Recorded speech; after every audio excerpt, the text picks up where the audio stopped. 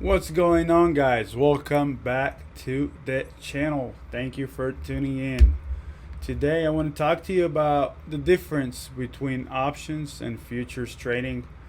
Most of you probably been on the fence about options or futures. Should you trade options? Should you trade futures? What's going to work better for you? So let's dive right into it and talk about the issue. I've been trading options for a long time, and I did switch. I did trade futures, and then back. Now I'm back to futures again. Then options, then futures. Now it's like we're gonna stick to futures. Now I'm gonna talk to you about why. Okay, so let's get into it. Right. Let's say you want to trade options, and you trade the SPY. Um, so you kind of choose your option, right? You got to choose, are you going to buy calls or are you going to buy a put, which you're going to bet when you go down or up. You can sell a call and you can sell a put as well, but I'm not going to get into that in this video. So let's say you want to buy a call, right? Then the stuff that gets into it, it's what gets you the money, like the trade. Like, you gotta really know what option you need to trade in order to be profitable in that trade. So let's, for example, all right, let's do an example here, right? Let's do that. Okay, let's do the difference between it. Okay, let's do that. Let's say we want to enter a trade, right? Depends how you trade. You choose your areas of confluence, right? And you say you want to enter a trade right here, right? So you go lower time frame, and then let's say you trade off a 5-minute chart, and let's say you want to enter right here, and that's not the way I trade. I mean, I do trade support, resistance, volume, and price, but I do more of a scalp. I don't hold it for long runs. I go bigger sizes and shorter runs. So let's say you wanted to catch these bounce and gonna break the highs. Let's say that's your strategy, right? So you enter here, you waited, then it went back down, and then it kept going, right? Usually what traders do is they're just gonna put their stop right here, right? So you put the stop right here, and it's like, well, I didn't take my profit, and then you know what? Let me just close a break even. Most of the time, he'll come back and then he shoots straight up. In this example, I did go back up here to the VWAP. Most traders after that will close the position, right? But with options, what happens if you enter here and you don't take the profit over here and it gets all the way back to your entry point? It won't be zero. So there's a lot of factors that goes into it. You have the Greeks that goes into it. You have the time decay that goes into it. So let's do that and show you. You have the time decay. Let's see let me add here. I know I keep taking it out. Let me add my volatility as well. So let's say you wanted to buy a call over there, betting to keep moving higher, and then you got to be prepared for it, right? You can't execute on the second because you got to know if you want to buy or sell this area. So you're looking, okay, which call would I buy? And then you have the Greeks that goes into it, which calculates how much if the price moves towards you or against you. So the theta, it's the time decay. You have the delta. So every point of a move in the stock, that's how much money you're gonna make. So let's say the stock moved from 450, right? Let's say the strike here is 450, and it moves to 451. So you get 38 cents, but every contract is time 100. So you get $38 for every dollar move. Okay, and you got 0.27 time decay, which is doesn't help. It's not a good option right here, but the market is closed. I'm just showing you an example. Also, things that I don't like about that, if you trade news, let's say FOMC meeting or anything that you want to trade that got a longer range, you know it's going to be a longer range, the implied volatility is going to be higher. So if the range in the stock going to be higher, the implied volatility going to be higher as well, which going to be very crazy on the upside you can make or the downside. So I don't like that. Okay, this is something you can't really manage your risk properly during those times, and sometimes you're not even be able to buy or sell. And the normal bid and ask, they're gonna go crazy. The premium is gonna be higher, and they'll be higher to trade. So what I decided to do is go to futures and trade futures, and then I don't need to calculate all the Greeks. I don't need to know the delta. I don't need to know the theta. I don't need to know any of it, right? Because contracts, not option contracts, future contracts are already high leveraged in themselves, and the future market is very high liquid. I can get in and out. The fills are way faster, way easier to get fills. So this is what I trade now full time. I do stick with options for sometimes for my own reasons. As far as swing trades, I do sometimes do options or reverse trades. It really depends on how I read the volume and the price of the stock at a certain time. So this is the SPY, okay, for example, right? So then you got to calculate everything, and then you know, okay, I want to buy this. Then I take that, move it to my active trader right here. Then you have the contract, and then you can buy it, and then you see, like, if it gets there, then you sell. And that's how you do it, right? On the other hand, if you do futures, right? So let's say I get an example here. I'm going to be easier. Let's say you enter here, for example, pre-market, right? And it went all the way up here. Let's say, for example, you didn't take your profit and came back down. I was like, oh my God, it came down. And it's been like from 3 a.m. in the morning all the way to 3 p.m. So 12 hours with no time decay. You're still going to be break even when you exit this trade, which cannot happen with options.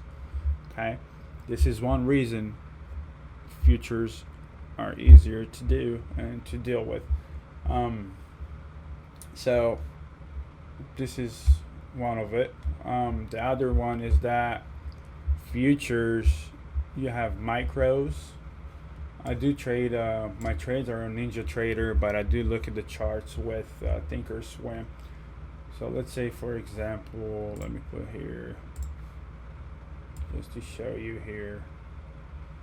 Okay, this is the NQ, the NASDAQ. So this is high leverage, and it's not an ETF, it's the future market. So a move that happened, let's say you want to catch this move of this prior resistance, you see order flow, whatever your strategy is, and you want to enter longs here. Okay, trap the short traders. Then you enter here, let's say 75, and you exit 80, 85s. So it's a 10-point move on one contract, which is going to be $200 on this move on one contract.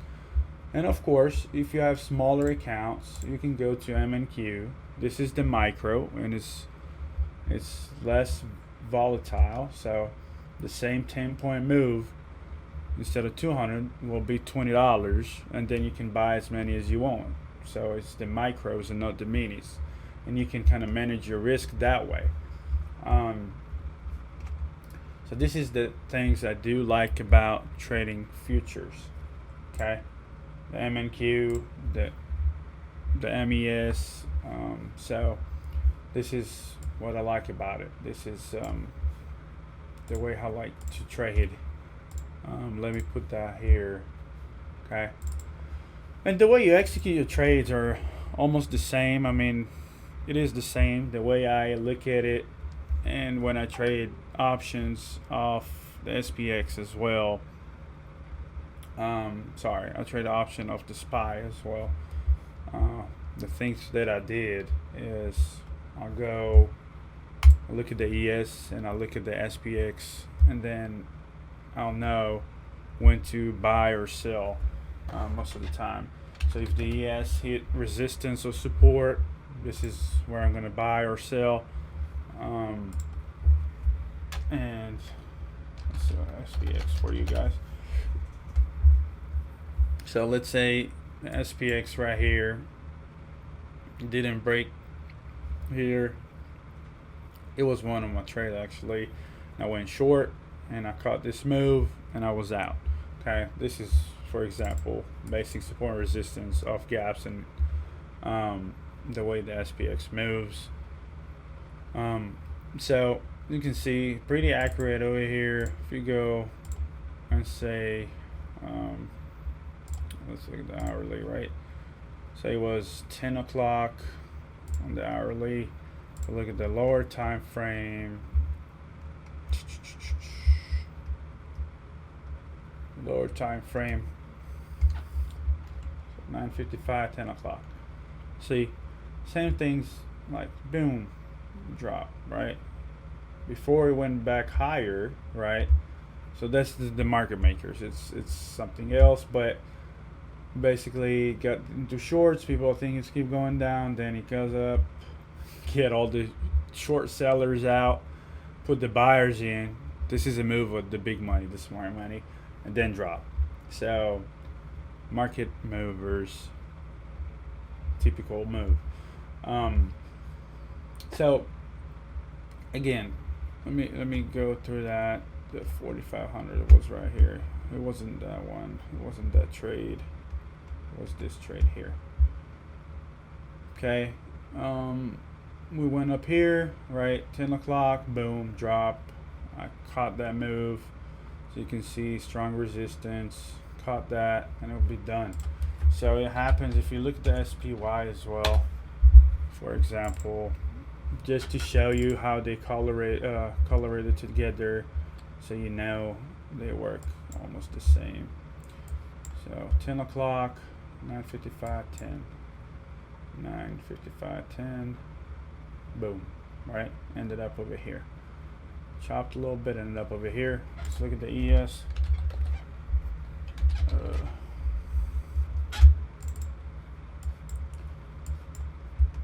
So ES the same, right? Boom. You see this candle here, boom. Just quick scalp, but as you can see, drop, right? 6 points, 6 points, 5 points, one contract, 6 points, $300 on one contract. Especially, I mean, I go 5 or 6, but one contract, $300. You know, it's in and out. Now, if you're traded with options and you want to catch that, then you gotta go fast, find the contract you want to trade, then load it on your platform, and then execute the trade. By this time you do that, and if you weren't prepared to do that and prepare for this move, you're gonna miss the move. and then you're gonna chase it and probably end up losing money on this move. So this is the reason why I rather trade futures and not options. It's a high liquid market in Chicago, and when you experience and you know what you're doing, it's way easier to trade futures than options.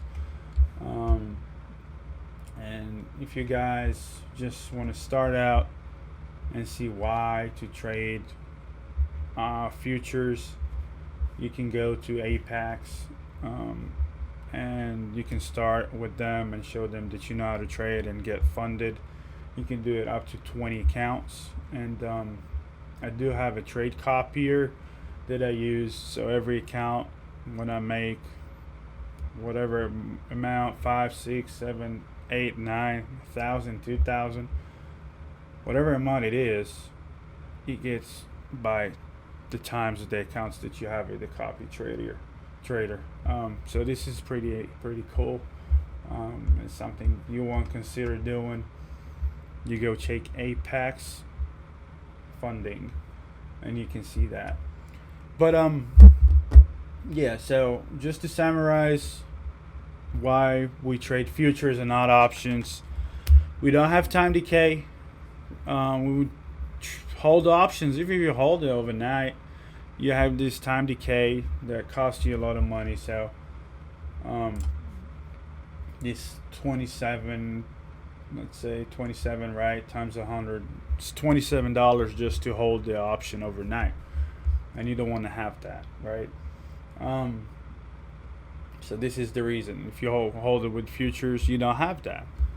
If you hold it longer, you don't have that. In and out, quick. Do you have fees? Like you trade contracts of options, you do have fees in both options and futures. But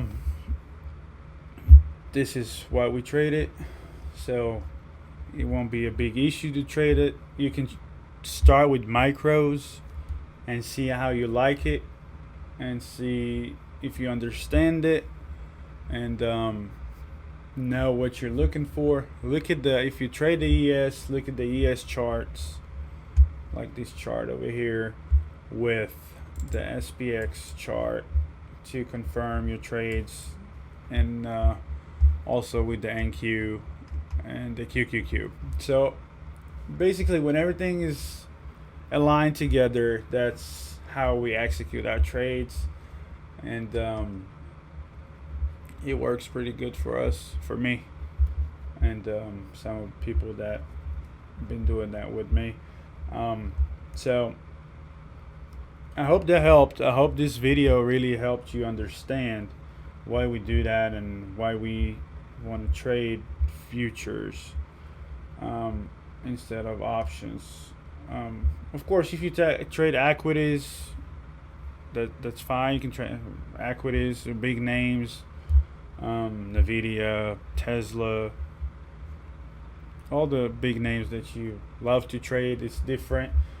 But if you trade the SPY, or if you trade the ES or NQ or SPX, for me, what I figured is much easier to trade futures off of it.